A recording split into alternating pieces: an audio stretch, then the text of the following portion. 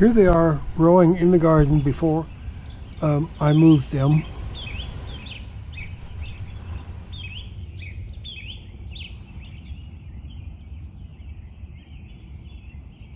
And here is where I'm going to plant them.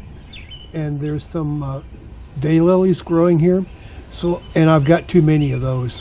So I'm going to dig them up and just throw them on the compost pile. But this area right, you can see I've already got one iris growing right there. So I'm going to plant all the rest of these right next to it.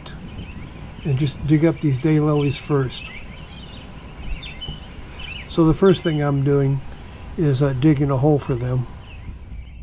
And now I'm digging up the area where I'm going to put them and just loosening up the soil after digging up the daylilies. So first I dug up the daylilies, and now I'm digging up the area around them, just getting ready for the irises. Irises pretty much grow on the surface. You don't want the rhizomes to be buried more than a quarter inch or so below the soil. And the irises are L-shaped, so the foliage grows straight up and the rhizome grows straight out. So the only thing I need to dig a hole for is the roots, because there'll be quite a few roots, and I'm going by digging a hole, I'm giving them room to spread out, but yet you want to leave the rhizome on top of the soil.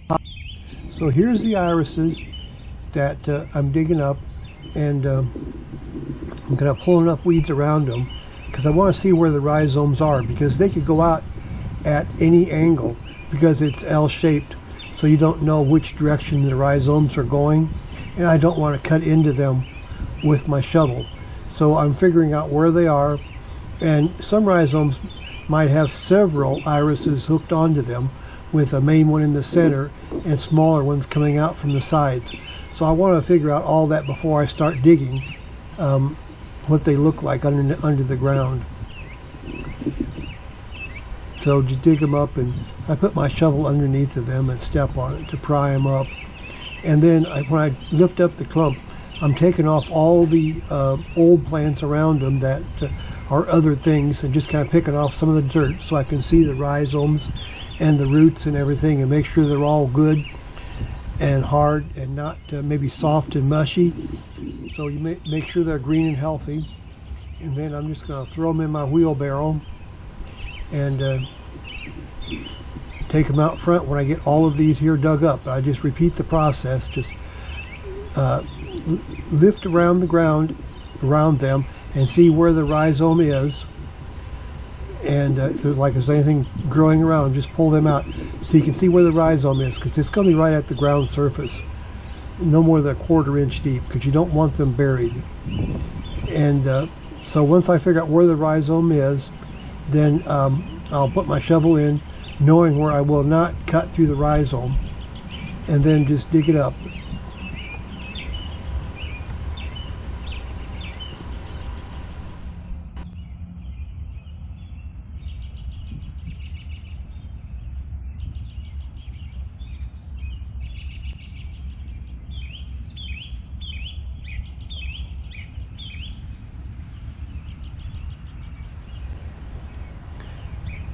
And when you're planting them, make sure that the rhizome itself is not buried more than a quarter inch or so below the ground surface.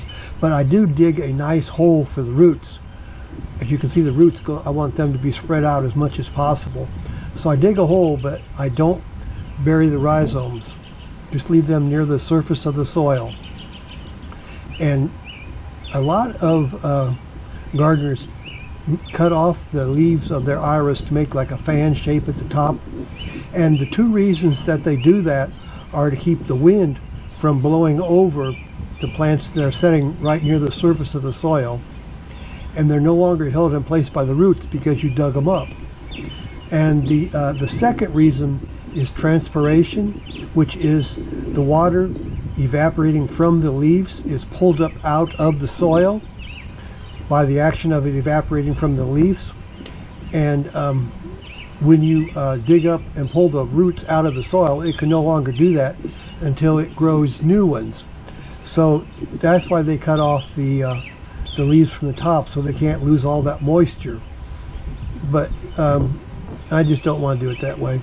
And so I just make sure they get a good drink after I do this. And I don't seem to have a problem with the wind blowing them over either. So just dig a nice hole for the roots, but set the rhizomes on the top so that they're not buried. And the iris is going to be L-shaped because the rhizomes will go out to a side. And frequently there will be many irises attached to one rhizome.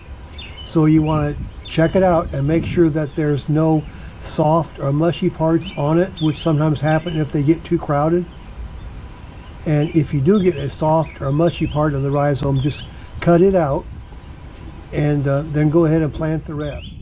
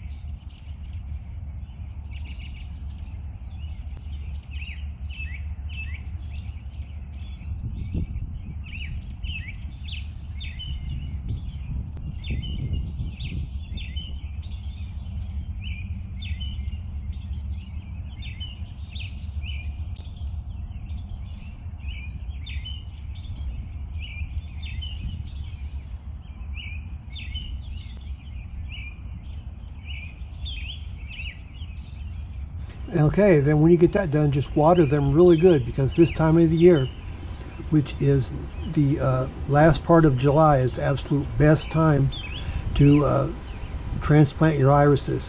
So it's going to be really hot, so give them a really good drink. And you might have noticed I have a lot of organic material in the soil, like leaves and things from last winter and maybe prunings. That is really good for the soil and tends to hold moisture in the soil. So that's one of the reasons I have all these leaves and things in there that you might have seen.